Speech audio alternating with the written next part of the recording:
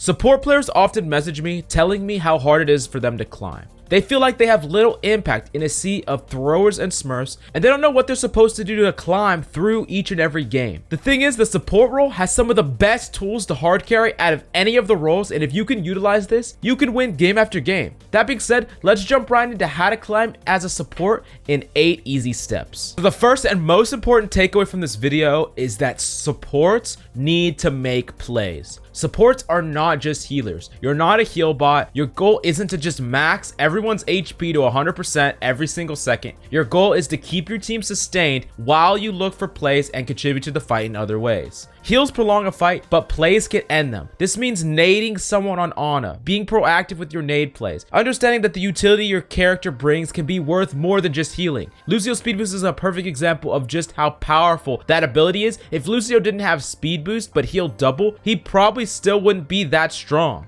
The second thing that you need to understand is supports have the most powerful utility. We talked about it with Lucio's speed. On a nade, sleep dart, brig, bash, stun, rally. There's so many different things that supports bring to the table. Very powerful abilities that they would never dream of putting on a DPS or a tank player. Essentially, because supports' other stats are low and because they're in the support category, they justify it by giving supports tons of strong utility. But for the vast majority of players that can't improve or can't climb, you're not tapping into that utility. If you're playing on and her ceiling is getting 3-man nades, sleep darting targets, burst healing her team when they need it, but otherwise bringing all this to the battlefield, that is her peak. But the only thing that you're doing is just healing up your Ryan to full every time he takes a little bit of damage. You're not accessing that, and all the power that the developers are giving to Ana, you're not tapping into at all, and that is the problem, and that is what you need to tap into to climb. Now, the last takeaway for this step is supports that get picks and make plays rely on their teammates less. If you get these big nades, if you can pick a Pharah out of the sky, if you can go duel an enemy as Lucio on the high ground,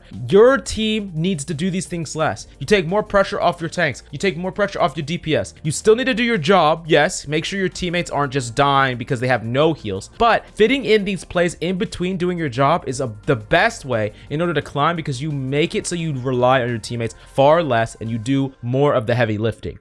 I know you guys got some extra time on your hands and hopefully plenty of toilet paper. Let's use this time to get you closer and closer to Grandmaster. The GameLeap website is 50% off and the link is down below. We're pushing out loads of content every single day to keep your skills engaged and your SR always increasing. Go ahead, click the link and access your true potential. Anyways, moving on to step number 2, supports need to be adaptable. Unfortunately for supports, there will be games where you feel like you don't get resources, you don't get peel in the way you should. You can never let yourself be farmed as a support. I don't care what is happening. I don't care who is peeling for you or who is not peeling for you. If you're getting farmed as a support, swap it up. There's a lot of different supports that can prevent themselves from getting farmed, that have more control over themselves. You're getting doped by a Tracer's Honor, swap it up to Brig. You're getting doped by a Doomfist over and over again, swap it to Lucio and just completely avoid him altogether. There are tons of different ways that you can swap to take the matter into your own hands, as opposed to just playing Ana or Zen and getting farmed again and again. You have to be adaptable on supports if you want to give yourself the best shot at winning. Now, moving on to step number 3, this is a little bit different, but supports need to be flexible. Due to the small hero rosters of supports,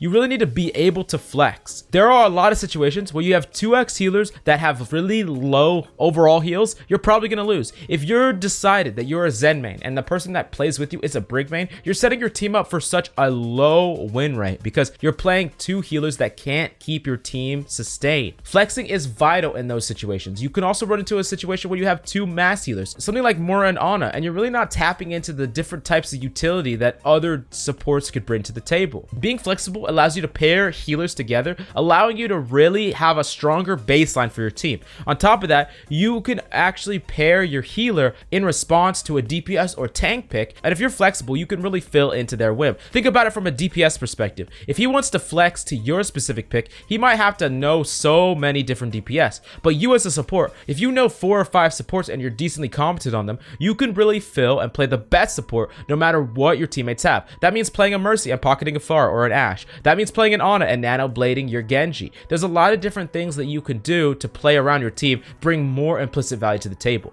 Now, moving on to step number 4, supports need to play towards the win condition.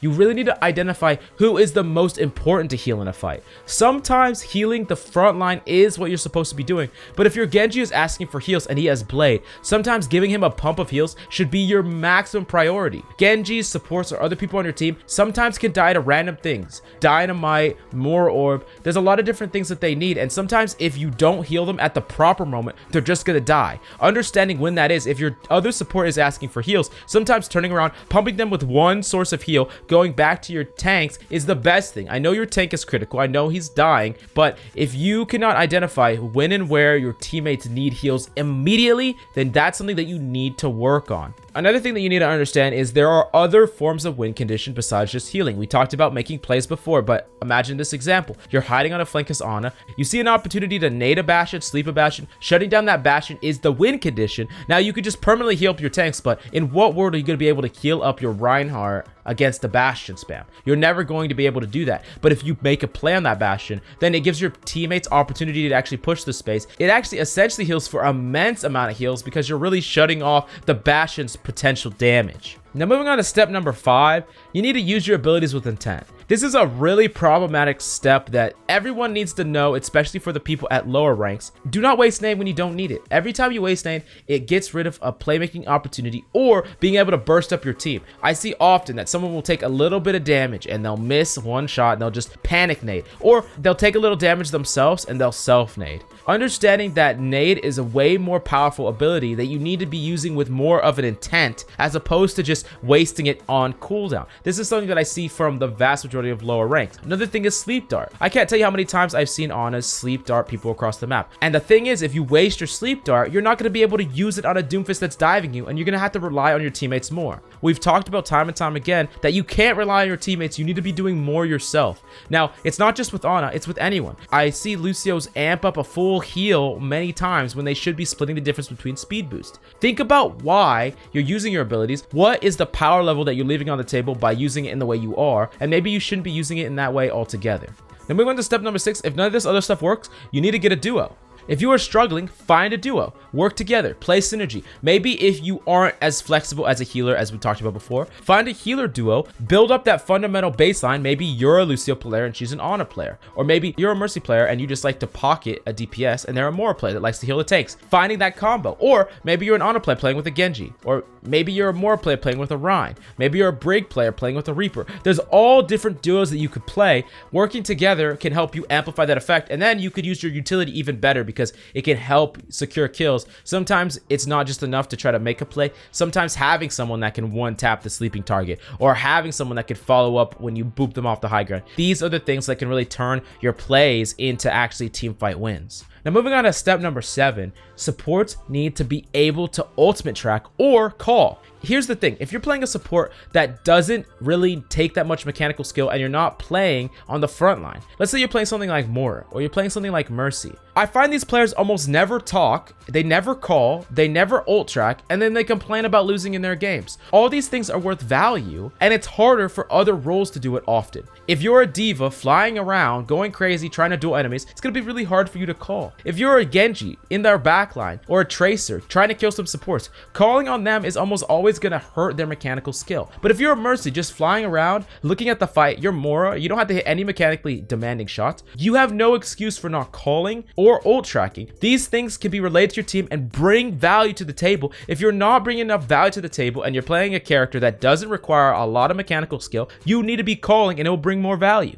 Now, moving on to the last step, step number 8, supports need to grind their mechanics. Mechanical skill is so vital, especially if you play Lucio, Ana, Zen, or BAP, you should have top tier mechanics. I see way too many players that don't have good mechanics and they think that they can just play support and get away with it. Maybe if you're a heal bot, sure, but that's not what we talked about gets the most value out of supports. And I think that's one of the big problems here. I think people don't have good mechanics, they're playing supports and they're playing the really easy style. It's not hard to hit your Rein in the back with shots on Ana. It's not hard to stand around your team team and heal amp on Lucio. These are not what is difficult on the heroes, but this is not what gets the most value. Going and making aggressive plays does, and for those, you need mechanical skill. Do not neglect mechanical skill. The best thing that I would suggest you to do is just go to Triad Free For All, learn how to duel enemies, learn how to put in value, always hit your nades, always hit your sleep darts, do consistent damage to people on Baptiste, duel people on Lucio, all these factors, but just keep in mind, supports need good mechanics to climb if you're one of those 4, and if you're not one of these 4 characters, you really should be doing the thing that I talked about in the previous step, which is shot calling, ultimate tracking, bringing more value to the table than just playing the game. Now, if you want more up-to-date knowledge on how to carry on supports, the GameLeap website is 50% off, and the link is down below. We're pushing out loads of content every single day to keep your skills engaged and your SR always increasing. Go ahead, click the link, and access your true potential.